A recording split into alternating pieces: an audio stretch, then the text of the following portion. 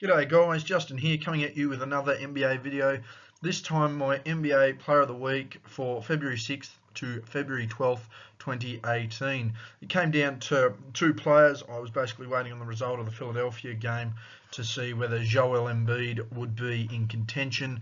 However, a poor performance despite a win has chucked him out of the votes, and for me, my Player of the Week, despite drafting and trading and going into huge executive mode during the week with more than half the Cavs roster, LeBron James of the Cleveland Cavaliers is my NBA Player of the Week. As we take a look at LeBron game-by-game performances by the numbers versus Orlando in what was a loss, LeBron had 25 points, 10 rebounds, 5 assists, and 1 steal. Had a decent overall shooting night too, with 58.8% from the field, 50% from deep, and what is usually a career average for LeBron of 75% from the free throw line.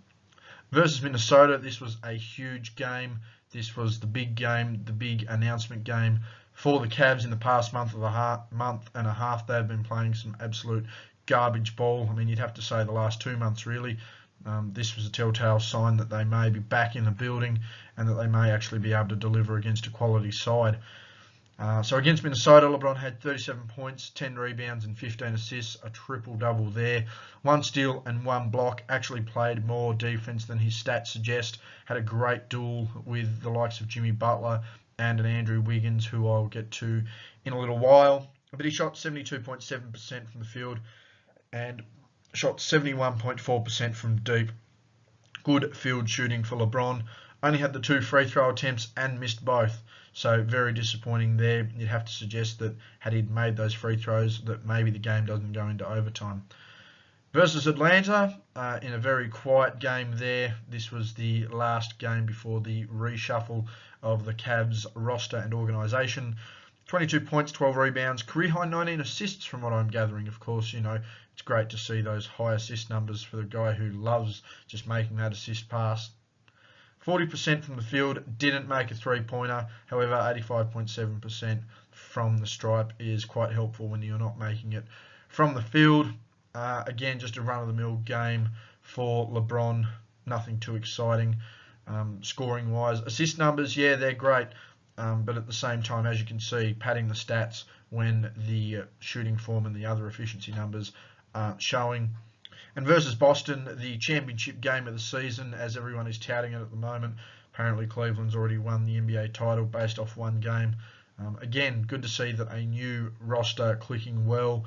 So versus Boston, 24 points, 8 rebounds, 10 assists, 1 steal and 1 block. Didn't even play in the 4th quarter, mind you. 45% from the field, 40% from deep, and 57.1% from the stripe. A below average shooting performance for LeBron from the field, and certainly a below average shooting performance from the stripe for anyone in the NBA. And the team record there was 4-0. So very good to see the Cavs getting, oh sorry, not 4-0, they were 3-1. I don't know why I said 4-0 there. I forgot they'd lost in Orlando. But yeah, 3-1 to the Cavs on the week. Certainly improved off the back of a big game in Minnesota for LeBron. Pedestrian, run-of-the-mill game versus Atlanta. And a big hype game defeating the team that's essentially going to be their biggest rival in the Eastern Conference come playoff time, the Boston Celtics. So it's good to see the Cavs slowly lifting their game there on the week. And even better from a league perspective to see LeBron lift his game on the week. So again, 3-1 performance led by LeBron James. As we look at his stat line for the week, LeBron averaged 27 points a game and 10 rebounds a game, and 12.3 assists per game, averaged the triple-double on the week. 0.8 steals and 0.5 blocks, not as reflective of his defensive efforts. Actually had some defensive effort throughout the week. However, just not getting those numbers up. And the 4 turnovers a game, which is about normal for LeBron at this point of his career. I'd like to see him be a little bit more efficient with the ball, but it does go to show that when the guy forces his offense and forces the play, he's not an efficient basketball player. Protecting his numbers looks great. Protecting, his efficiency, yeah, that looks great as well. But when it comes down to it, when you force the offense, when you force your efficient and force the game, how efficient are you? And unfortunately, LeBron can be inefficient. 54.5% from the field, that's around his season average at the moment. 47.4% from deep is above average. However, 65% from the free throw line is not a good look for a guy who, as I said, an elite NBA player. As a forward, he should be shooting over 80%, particularly for his elite level, not only in this league, but on an all-time scale. And as we take a look at his notable opposition on the week, versus Jonathan Simmons of the Orlando Magic, Simmons had 34.7 rebounds, 2 assists, a steal and a block, and 3 turnovers.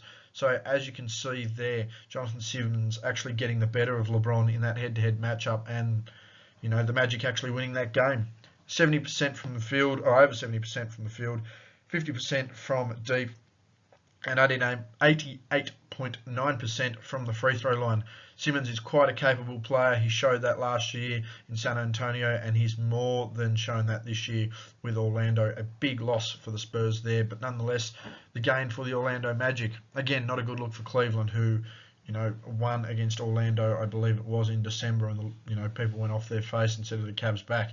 All of a sudden, they lost here, and people, were really quiet. So again, it does depend who you are in this league as far as wins and losses. I mean, no one hyped up Orlando for beating the Cavs, so it does make you wonder.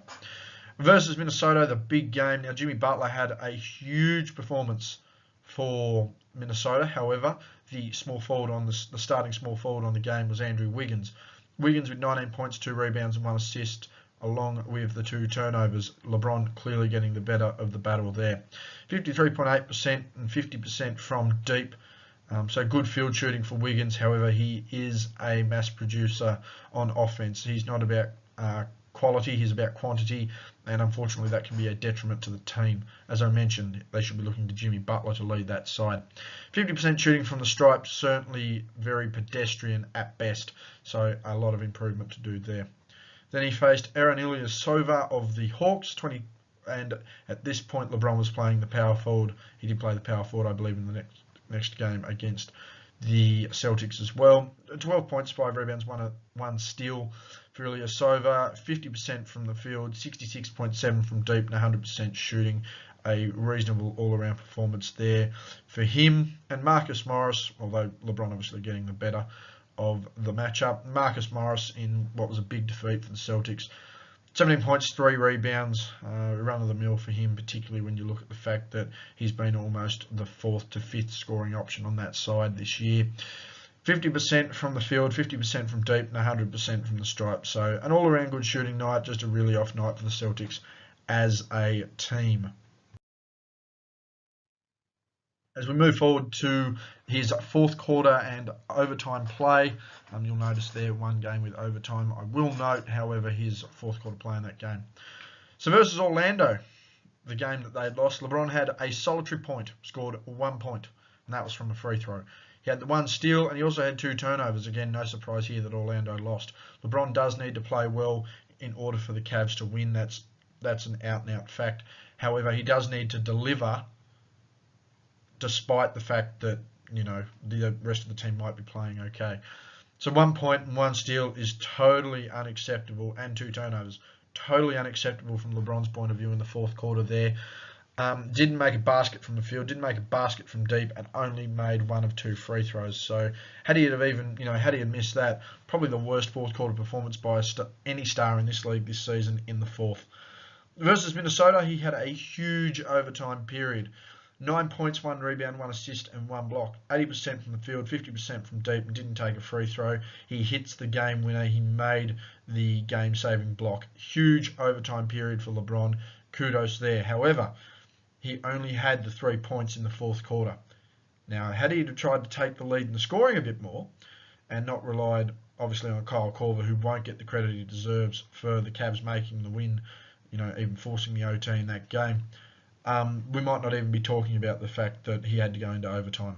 Again, had a huge game, total credit there, huge overtime period, total credit there. But in the 4th quarter, he stunk. Yeah, he made some assists, that's great, but at the end of the day, you've got to score to win a basketball game. Unfortunately, LeBron wasn't doing it. Fortunately, he delivered in the OT and saved himself, but a lot of inconsistencies here in the 4th.